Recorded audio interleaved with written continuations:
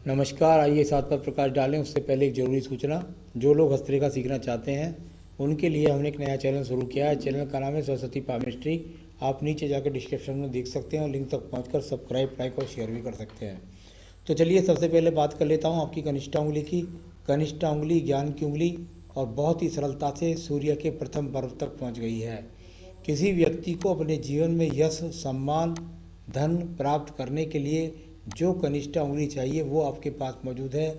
ज्ञान आपके पास है, समृद्धि आपके पास है और संतान सुख आपके पास है। तो यहाँ कुल मिलाकर के ये अच्छी बहुत करीने से ऐसा व्यक्ति बहुत सही सलीके से अपने जीवन को ऐसा व्यक्ति व्यतीत करता है। अब बात कर लेता हूँ आपके यहाँ पर सीधा सीधा आपकी सूर्य की उंगली की। सूर्य की उंगली और अपने आप में शनि की उंगली के साथ में मिली हुई है। प्रेम करने वाले हैं, परिवार को साथ लेकर के चलने वाले हैं, परिवार से सहयोग भी मिलता है।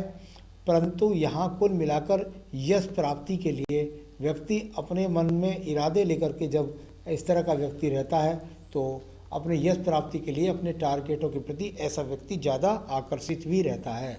अब बात कर लेता हूँ मैं शनि की उंगली की। शनि की उंगली अपने आप में बिल्कुल सीधी उंगली है। शनि की ढैया, शनि की साढ़े साती महादशा जब भी आपके जीवन में आएंगी आपको किसी भी प्रकार का परेशानी का सामना शनि की दशाओं से या शनि के द्वारा नहीं करना पड़ेगा।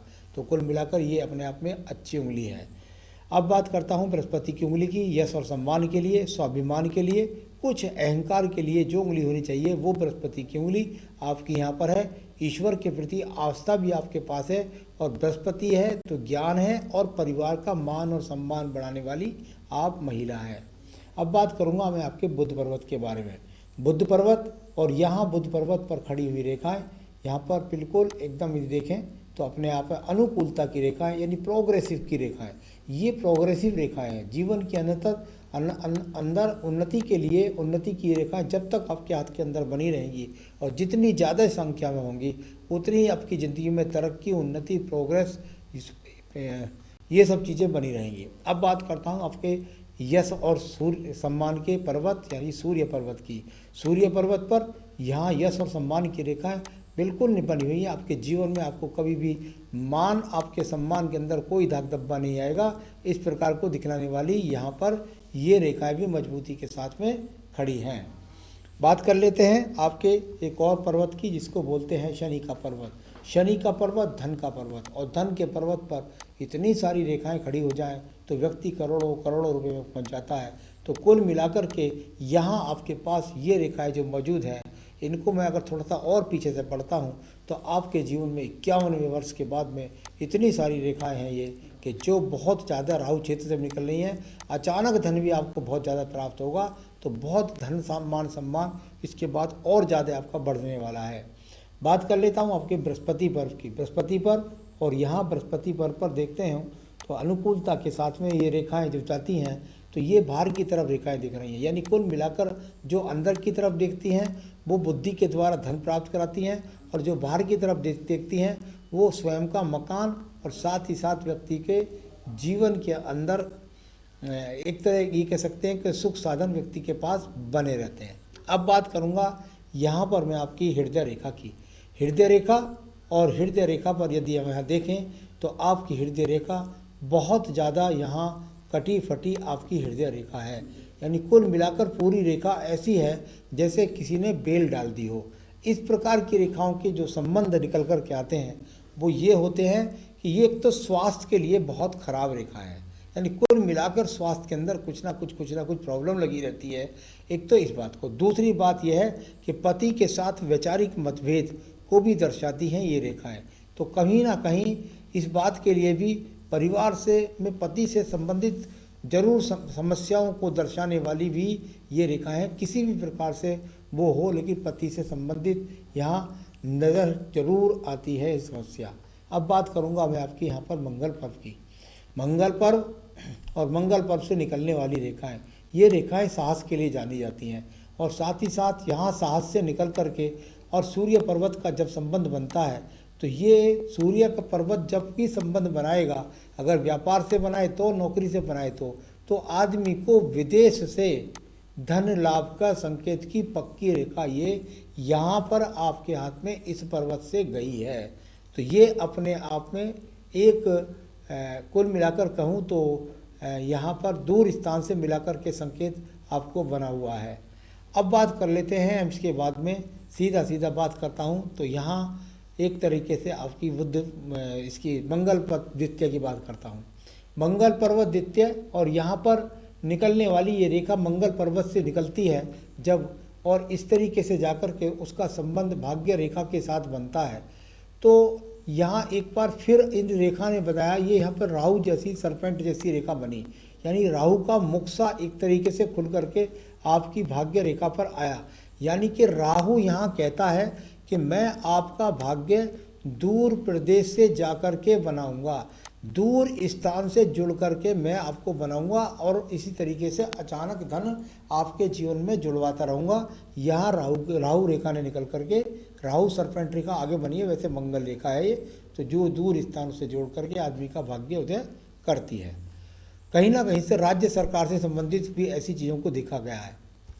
चलिए, ये मैंने आपको बताया। अब मैं बताने वाला हूँ आपके यहाँ पर आपकी बुद्धि रेखा को। ये बुद्धि रेखा और यहाँ जाकर के इसका संबंध भी चंद्र पर्वत से बना, यानी कि आपके भाग्य में बहुत ज़्यादा रोल है चंद्र पर्वत का। यानी कि दूर स्थानों से जुड़े बगैर आपके जीवन के भाग्य उन्नति नहीं है। ये बार बार आपके हाथ के अंदर से कई जगह से ये इंडिकेशंस निकल करके आपके जीवन के अंतर्गत आए हैं। अब बात करता हूँ मैं निचले चंद्र पर्वत की। निचले चंद्र पर्वत पर दूसरा हाथ देख लीजिए, लेफ्ट में निचले चंद्र पर्वत को देखते हैं तो यहाँ पर भी बिल्कुल निश्चित रूप से ये रेखाएं भी ऊपर की तरफ भी आ रही हैं, यानी दूर स्थान से जुड़कर के भाग्योदय होगा, यहाँ पर भी इन रेखाओं ने बताया है। अब बात करूँगा आपकी भाग्य रेखा की। भाग्य रेखा और भाग्य रेखा यहाँ से दूर स्थान से निकल करके चलने वाली आपकी भाग्य रेखा अनुकूलता के साथ में सीधी चली गई है। आपके यहाँ भाग्य रेखा ऊपर की तरफ ये गई और यहाँ इस मस्तिष्क रेखा में से निकल करके ये रेखा गई और ये तो बिल्कुल दूर तक आगे तक भी जा रही है। यानी ये बात तो निश्चित रूप से हो गई कि दूर स्थानों से आपके संबंध बने रहेंगे। अब कुछ सवालों में जाऊंगा, उनका जवाब मैं यहाँ से दूंगा। आपने कहा क्या मैं वियतनाम में रहूंगी या वापस इंडिया आऊंगी? देखिए, बात यह है, आप इंडिया कभी भी आइए, आपका स्वागत है। इंडिया में आप आती जाती रहेंगी, इसका कोई भी अगर महीने की बात है तो महीना तो नहीं पता लगता, लेकिन इंडिया तो आप आ जाएंगी। सवाल आपने पूछा अगले वाला, क्या आने वाले समय में वियतनाम में नौकरी मिलेगी? सवाल ये है कि आपकी जो नौकरी है, ये प्रोग्रेसिव रेखाएं लगातार मैं बता रहा हूँ, ये आपके जीवन में दूर के संबंध बना करके ये प्रोग्रेसिव रेखाएं बनी हुई हैं। यानी कि आप जैसे ही कह रही हैं कि भारत में नौकरी मिलेगी, भारत में आकर के आपको वो नौकरी नहीं मिलेगी जिसका स्तर आप चाहती हैं। आप दोबारा से जैसे ही वियतनाम में जाएंगी, तुरंत आपको दोबारा से वहाँ पर नौकरी मिल जाएगी। ये आपके हाथ की रेखाएं बताती हैं। तो ये हुई असली बात कि आपके जीवन में अंदर असली तरक्की है कहाँ? तो असली तरक्की आपके जीवन के अंदर है, तो वो दूर स्थानों से जुड़ करके यानी विदेश के अंदर है। ये लगातार प्रगति वाली जो रेखाएं मैंने आपके हाथ में खड़ी करी हैं, ये आपको लगातार प्रगति की तरफ ले जा रही हैं हर आयु में। तो यहाँ आपका जो संबंध है वो लगातार वियतनाम में बहुत ज़्यादा रहने का बना हुआ है, विदेश में विदेशी भाग्य है। बेटी की शिक्षा कैसी रहेगी, इसके लिए आपको मुझे अपनी जन्मपत्री भेजनी पड़ेगी बेटी की, उसके द्वारा ही मैं आपको बता सकता हूँ। ये बच्चों के जो बातें हैं वो बच्चों के हाथ से, अगर छोटा बच्चा है तो 21 वर्ष तक भी है तो भी उसकी रेखाएं बनती रहती हैं। इससे बड़ी छोटी बच्ची है तो आप उसकी जन्मपत्री हमें भेज दीजिएगा, तो हम उसके बारे में फिर आपको बता देंगे। आपने कहा फाइनेंस इन फ्यूचर, देखिए फाइनेंस ही फाइनेंस है आपके जीवन में। आपके जीवन में मैंने बताया था ऊपर कि 50वें वर्ष के बाद तो बहुत तेज़ गति हो जाएगी धन की, उससे पहले भी धन की अच्छी स्थिति आपके पास में है। ससुराल वालों का सहयोग आर्थिक रूप से या भावनात्मक रूप से कहीं से भी मुझे शुक्र पर्व से निकल कर के कोई ऐसी रेखा दिखलाई नहीं दी जिसके वजह से मैं आपको कह सकूं कि आपके जीवन के अंदर कोई बहुत बड़ा रोल ससुराल वालों से आपको मिलने वाला है। एक ये छोटी सी रेखा यहाँ जाती है, यहाँ से लेकर के यहाँ तक जाती है ये रेखा, तो ये कभी कभी छोटा मोटा सहयोग ससुराल वाले से दिलवा देती है और छोटा मोटा भावनात्मक रोल भी दिला देती है। यहाँ अगर कुल मिलाकर देखें तो एक बेहतरीन सी मछली आपके लास्ट समय में यहाँ पर भी बनी हुई है। ये केतु स्थान से संबंध बनाने वाली भाग्य रेखा, अचानक से जीवन के अंदर भाग्य बनाने वाली रेखा ये आपके पास में मौजूद है। केतु स्थान पे मिलती है तो अचानक से भाग्य उदय होता है। यानी जब भी आप वियतनाम के लिए भी गई होंगी तो ऐसा आपने कभी सोचा भी ना होगा, और इससे यहाँ से निकल करके भाग्य रेखा चली है, इसके मुख से निकल करके, तो इस रेखा ने आपके जीवन में बहुत कुछ उदय किया। इधर भी ये दूसरे हाथ में भी ये चिन्ह मुझे मौजूद रूप से मिला है और एक बड़ी मछली के रूप में यहाँ भी मिला है।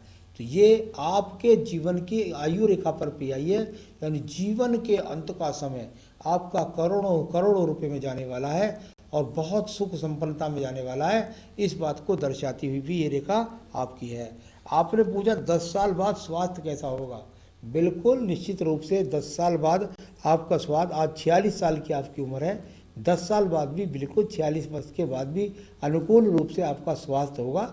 और आयु रेखा को यदि मैं देखूं तो यहाँ पर आयु रेखा भी अच्छी खासी अभी हाथ के अंदर जो बनी हुई है वो 74-75 साल की है। आगे भी ये रेखाएं बढ़ती रहती है। तो कुल मिलाकर के सारी रेखाओं के बारे में, पर्वतों के बारे में अब बताता हूँ। शुक्र पर्व, शुक्र पर्व सामान्य रूप से आपके पास शुक्र पर्व ठीक ठाक बना हुआ है। ये अपने आप में इस बात को बताता है कि आपके जीवन के अंदर जो संपन्नताएँ हैं वो चीज़ आपके पास ठीक रूप से विराजमान है। संतान रेखाएं भी हाथ के अंदर 2 से 3 दिखलाई पड़ती हैं, तो ये भी अपने आप में इनके सहयोग की भी रेखाएं आपके पास मौजूद हैं। तो सारे पर्वतों को, सारी रेखाओं के बारे में मैंने आपको बताया।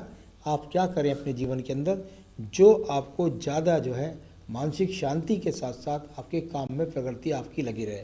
बहुत बेहतरीन बनाने के लिए एक पन्ना पहन लीजिए इस उंगली के लिए, इस उंगली के अंदर एक पन्ना धारण कर लीजिए। आपको मिल जाता है तो ठीक है, नहीं मुझसे मंगा लीजिए, आपके स्थान तक मैं पहुंचा सकता हूं। साथ ही साथ हनुमान जी की पूजा अपनी पूजा में जोड़ लीजिए। हनुमान अष्टक पढ़ लीजिए, बजरंग बाण पढ़ लीजिए, हनुमान चालीसा पढ़ लीजिए, कुछ भी पढ़ लीजिए हनुमान जी की पूजा। और एक आप थोड़ा सा बृहस्पति को भी मना सकती है। तो यहाँ कुल मिलाकर के मैंने आपको पूजा पाठ बता दी है। आप इतना भर कीजिए, अपने जीवन में सुखी रहे आप, यही मेरी शुभकामनाएं। नमस्कार।